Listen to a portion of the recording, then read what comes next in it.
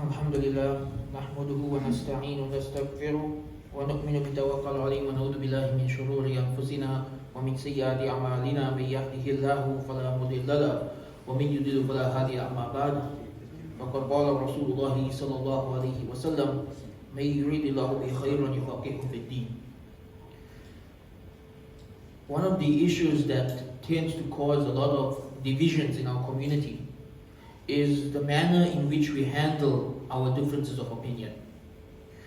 This has always been a problem in this community specifically, and it seems to get worse over time. The issue of differences of opinion, the first thing we have to understand is that it's natural. Human beings will have differences of opinion, even in the understanding of Islam. Because Allah subhanahu wa ta'ala created us with different minds. Right? Some people are more literal, some people are more analytical. People have different ways of looking at things. And so it's inevitable that two people will look at the same hadith or the same verse of the Quran, and they may have different conclusions that come from it. It doesn't mean that every single opinion is acceptable, but there is a range of opinions that are acceptable. And to some extent, it's inevitable that in every community there will be differences of opinion. And I would go as far as say you and I will have differences of opinion. Sometimes on major issues, sometimes on issues of aqidah, sometimes on major issues of fiqh, on matters of halal and haram. People will differ. This is the nature of being human. And we see this even with the first generation. If we look at the Sahaba radiallahu anhum, they had differences of opinion on many major issues. Right? The issue of did the Prophet ﷺ see Allah during the Mi'raj? Some of the Sahaba said yes, some of the Sahaba said no. To us this is a matter of aqidah, but this was something they had a difference of opinion about. Right? Issues of fiqh. If we look at, for example, the issue of the story of Abu Dhar al-Ghifari, that he was of the opinion that it's haram to save money. Right? And the rest of the Sahaba were like, no, there's nothing wrong with saving money. And there was a huge clash in the time of Osman radiallahu anhu. When Osman radiallahu anhu was the Khalifa, he was a millionaire. And so was the governor of Syria, Muawiyah radiallahu anhu. And there was a clash between Abu Dhar al-Ghifari's understanding of Islam and their understanding of Islam. But they found a way to live with each other. Right? They found a way to tolerate each other's opinions, even if they didn't agree. So even from the very first generation, you will find differences of opinion in how people interpreted the scripture. In our religion, there are certain things that are consensus, matters of consensus, ijma, things that are known of the religion by necessity. Things like praying 5 times a day, the prohibition of zina, the prohibition of alcohol. These are things that are known of the religion by necessity, areas where there's no differences of opinion can be tolerated. But what you will find is the bulk of fiqh issues, and even secondary aqidah issues, there is room for differences of opinion. Now I don't want to get too technical, but there is a historical reason why our community specifically has such a hard time handling differences of opinion. Right? And it goes back to British colonialism. British colonialism. When the British colonized India, they began to force their understanding of law upon the Indians. And the British understanding of law is, if it's in the book, it's the law. Right? Right till today, this is the Western approach, right? That the judge would say, oh, well, the book says this. You tell him it doesn't make any sense. The law is the law. We got to go with the law. Right? They treat this book as the books of law as if it's absolute. Yet they could override it, but it takes years, sometimes decades, to override something that's in a book of law. And they found it very strange that Muslims never had this approach. Because in the Muslim world, the law was worked out by the Qadi or the Mufti. People will go before the Qadi and Mufti. He'd have some opinions that were the default opinions, but he would weigh each case separately, and he would come to completely different opinions for each case based on the specific circumstances. So for example, 3 thieves could be brought before a Qadi. He may decide that one thief's hand gets chopped off, one pays a fine, one goes to jail for 3 days because the level of crimes were different or the reason of the crimes were different. Right? Or if there was a child custody case, he may do something like In one case, he gives it to the father. In one case, he gives it to a mother. In another case, he lets the child choose for themselves, because our law is very flexible. But when the British took over, they could not tolerate this kind of flexibility. So they began to enforce their understanding of law upon the Muslims of India. And so over 2 centuries, Indian Muslims absorbed this mindset that if it's in the book of fiqh, it's the law. Right? This is not the Islamic mindset. This mindset only goes back 200 years. It's a result of British colonialism. This idea that if a book of fiqh written 100 or 200 years ago has a specific opinion, then there's no room for difference of opinion. You have to follow it. This is not how Muslims understood or practiced fiqh for over 1,200 years. It's a very recent idea. And it's an idea that's tearing our community apart. Because very often, people will cling to an opinion written 200 years ago for a specific time and a specific context, and they will force it upon people today when it has nothing to do with our time and our context. And this is problematic. This makes the religion unnecessarily difficult. But it also makes people unnecessarily harsh towards each other. Because now, we can't even have a discussion. We can't even talk through our differences. It's as if you defer me on a single issue of fiqh, you are a deviant, you are a kafir, you're outside the fold of Islam. But hold on, this is not aqidah. This is not sharia. These are fiqh opinions. They are meant to be differences of opinion. Yet we treat these things as if it is, we treat books of law written in the past 200 years as if they are the Quran itself. This is the problem. We treat books of law written in the past 200 years as if these books are the Quran itself. This is a very problematic approach to fiqh that is causing a lot of division in our community. Let me give you examples of fiqh laws that were written in these books meant for a specific time and a specific place that people took out of context. So for example, when the British colonized India, they used their school system to basically make people start thinking like them. Right? They're still doing that, by the way. But back then it was much worse. Right? Now we still have Islamic schools, we still have the internet, we still have some ability to think for ourselves. But there was this forced mindset that we'll put them in our schools and come out like us. So some of the ulama of India 200 years ago passed fatwas like it's haram to go to school. Now at that time, in that context, that fatwa makes sense. But you can't take that fatwa and apply it in a different country in a different time. It's not meant to be an absolute law for all places and all times. It was meant to be a specific law for a specific circumstance. And this is something that we forget. So today I just wanted to share, number one, a reminder of the fact that differences of opinion are natural, and we need to get over this mindset of my opinion is always right and there is no room for any discussion. No, there should always be room for discussion. Even if somebody else's opinion is completely wrong, if you don't have a discussion with them, how are you going to convince them that your opinion is wrong? All you're going to do is create animosity by closing the door to discussion. There should always be room for discussion, because if your opinion is right, you should be able to prove that in a discussion. Why are people scared to discuss differences of opinion? I want to move on to a more practical topic. And the more practical topic is, how do we deal with differences of opinion? How do we convince people of our opinions? See, this is something that there's 2 levels to what we do wrong here. Number one, we have become intolerant to any opinion we don't agree with. And we write people off as soon as they say something we don't like. And by the way, everyone to some extent is guilty of this, right? So, I have many experiences where I'll be giving a lecture and people are sitting and listening, waiting for me to say one opinion they don't like. Or maybe they bring it up in the Q&A section.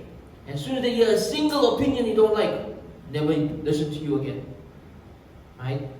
This is the way we deal with each other. We wait for a single opinion that we don't like, and we put aside all the good and we focus on that one opinion.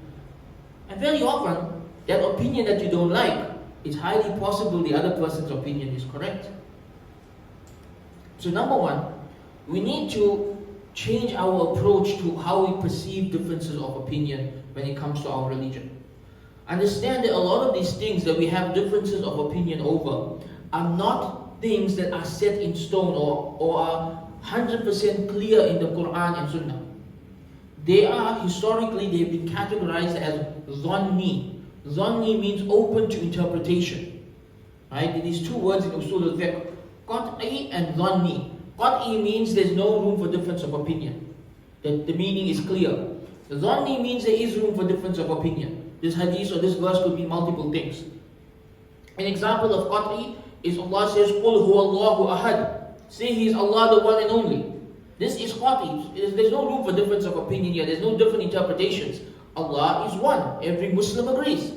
Right? This is something that is definitive. An example of something that is dhanni, that is open to difference of opinion. Allah subhanahu wa ta'ala says in the Quran that if you touch a woman and you can't find any water, then you need to make tayammum. What does touch a woman mean? The Hanafi madhab says one thing, the Shafi madhab says another thing, the Hanbali madhab says another thing. There's three different interpretations of what touch a woman means. Right? Because this sentence is dhanni. It is open to interpretation. It's not something that's set in stone. And I would say the bulk of issues that we fight over today are not issues that are set in stone. They are issues that historically have always been a matter of difference of opinion. And the historical approach to dealing with difference of opinion is, you don't make it a big deal. This is the historical approach. If there's a difference of opinion on an issue, you do not make it a big deal. In fact, one of the principles of Amr bil Ma'ruf and Nahi anil Munkar, commanding the good and forbidding the evil, is that if there's a difference of opinion on a matter, you do not command the good and forbid the evil. Right? Meaning, if you are of the opinion that eating prawns is haram, and somebody else is of the opinion that eating prawns is halal, you cannot force your opinion on them. There's no commanding good and forbidding evil. They just live and let live. That's what it is. Right? They have the right to have a different opinion on you on a matter that is dhanni, that is open to interpretation. So, we need to be mature about differences of opinion. We need to not treat these as if they are, absolute fundamentals of the religion. That's number one. Number two, we need to not take them personally. A lot of people take differences of opinion personally. Right? That when you tell someone that you disagree with them, they're like, oh, you're saying I'm wrong. You're saying the opinion is wrong. Don't take it personally. Everyone can be wrong. You can have a bit of humility, right? Anyone can be wrong. Everyone can be wrong. If you look at the great Imams of fiqh, like Imam Ash-Shafi'i's approach to fiqh, and all four madhabs actually, all the Imams, their approach to fiqh was, this is my opinion, based on my ijtihad, it could be wrong. That was the approach to fiqh, right? That this is my opinion, based on my ijtihad, I could be wrong. And they would listen to what everybody else had to say. That's why Imam Ash-Shafi'i had a new madhab and an old madhab, because he changed so many of his opinions over his lifetime. Because they never looked at it as absolute. They looked at it as, I could be wrong. And that's the first step to actually overcoming our differences. That we humble ourselves and we stop taking it personally and we open up to the idea that I could be wrong. Maybe my understanding of this topic is wrong. Maybe I misunderstood the hadith. Maybe there's another perspective I'm not looking at. When you open your mind to the idea that I could be wrong, now people can actually have a discussion. If you have two people sitting together with opposing views, but they're both humble enough to admit I could be wrong, now they will actually listen to each other. Because they come in with the right mindset. But if we arrogantly think that my understanding of Islam is the haqq, and everybody else's understanding of Islam is batil, then you're not going to have a discussion with anybody. You're not going to be able to even convince anybody. All you can do is talk in the echo chamber. Just talk to those who already share the same opinions as you. So if we are genuine about wanting to resolve our differences, firstly, you can never resolve all differences. There will always be differences. To some extent, you have to learn to just live with differences and to tolerate differences and to let people be. But if you want to at least have a discussion around our differences, we need to be humble, we need to be open to the idea that we are wrong, and we need to be willing to hear the other side. And we have to accept that differences of opinion are inevitable. It doesn't mean this person's a bad Muslim, it doesn't mean they're a kafir, it doesn't mean they're a deviant. You don't jump straight to that conclusion, right? Sometimes it's true, but most of the time in our community it's not true, right? Sometimes it could be true. But most of the time we jump too quickly, right? We jump several steps ahead. Sometimes somebody could just have a misunderstanding. Or sometimes they could just genuinely have a difference of opinion. That there's a hadith that can be interpreted in three different ways. You are following one interpretation, they are following a different interpretation. It doesn't make anybody a deviant. You're both following the same hadith. And I'll conclude the first khutbah with an example of this, right? There's a hadith that our community tends to take a bit too literal and tends to focus only one interpretation as if it is the haqq. And that's the hadith where the Prophet ﷺ said, whoever's pants is below their ankles will be in the hellfire, right? Historically, until about 50 or 100 years ago, Muslims never made this issue a big deal. You go back and read any book of fiqh over the first 1,000 years of Islam, this is a non-issue. This is like a secondary issue of fiqh, a matter of ikhtilaf where it's not a big deal. Yet in our time, it's become like the differentiator between haqq and batil. I remember once I was giving a lecture in India, and all of the men were looking at my feet instead of looking at my face. And then I asked my friend after what's going on. They're like, no, they're measuring your pants to see if it's above your ankles.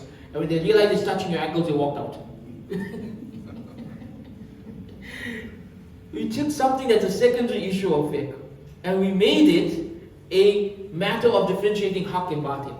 In reality, this hadith has so many interpretations. It has so many interpretations, even amongst the first generations.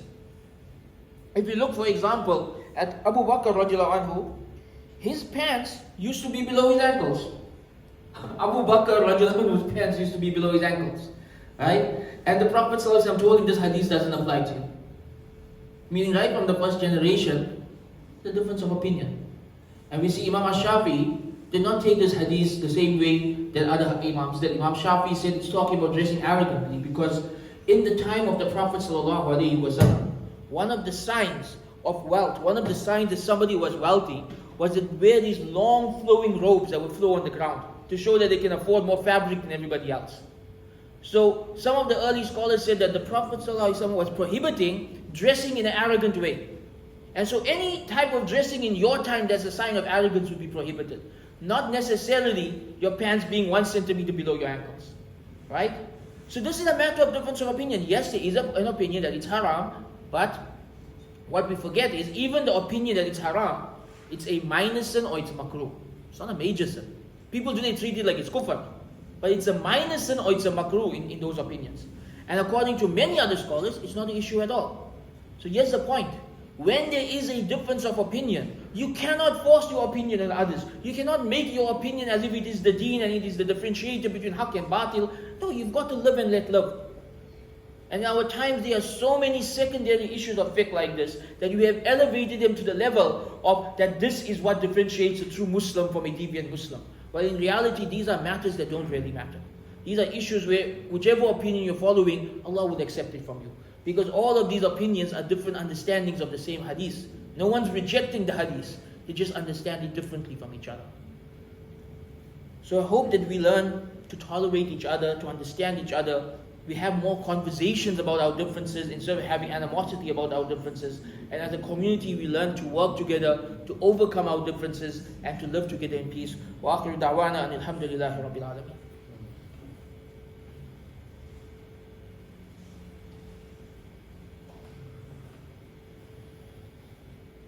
الحمد لله وحده والصلاة والسلام على من لا نبي بعد أما بعد فإن أصدق الحديث كتاب الله وخير هدي محمد صلى الله عليه وسلم وشر الأمور محدثاتها وكل محدثة بدعة وكل بدعة ضلالة وكل ضلالة في النار.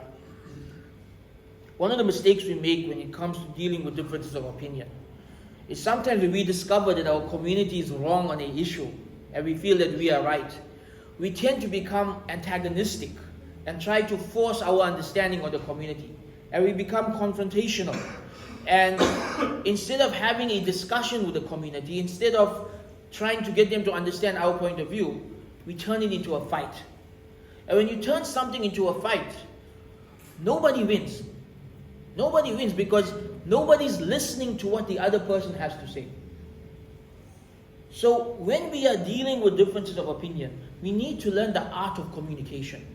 To understand the other person before we make ourselves understood. To give the other person's point of view a hearing. To sit together in an environment that is non-hostile and hear each other out. This approach of, oh, I think they are wrong, I'm going to make a show of it. Right? It doesn't change anyone's opinion. It doesn't cause any good to come in general. Most of the time it just causes more splinters in the community. So we need to strategize. And we need to figure out, how do I get the community to understand that there's a different view on this topic? How do I get them to see this other opinion? And this may mean that we teach it in classes and lectures. This may mean we write a book on the topic. This may mean we get the religious leaders together to have a heart-to-heart conversation about it. But there are many ways to do this. The point is, we need to figure out the smartest way to do it. We need to figure out ways to get people to listen to what we are saying. So sometimes you can be right, but your approach to dealing with the other person is just going to cause more problems between you and them. So if you have an opinion and someone else has a different opinion, and you want to get your opinion across to them, number one, be humble and be open to the idea that they might be right and you might be wrong. Number two, don't be confrontational about it. Number three, hear them out. Hear them out. We all like to talk. Let's learn to hear other people out. So you are saying certain thing is haram, right? And somebody else is saying no, it's halal. Instead of getting angry and fighting about it, hear them out. Why do you believe it's halal? What's the usulul fiqh, or the methodology that led you to believing it's halal? Hear their opinion out. And then think about their opinion and then explain your opinion. Right? So be humble. Be open to the idea you could be wrong. Have genuine conversations. Learn to be mature about these things. We tend to get too hot-headed when we hear opinions that we don't like. And this has to change. This has to change. Otherwise, we're not going to grow as a community. We're just going to splinter up into more and more smaller groups. And sometimes we forget we are a minority. We are a minority in this country. And if we keep splintering up into smaller and smaller groups, we become smaller and smaller minorities, and we lose our ability to actually make a difference in the country. If we really want to make a difference, we have to find ways to unite, not ways to divide.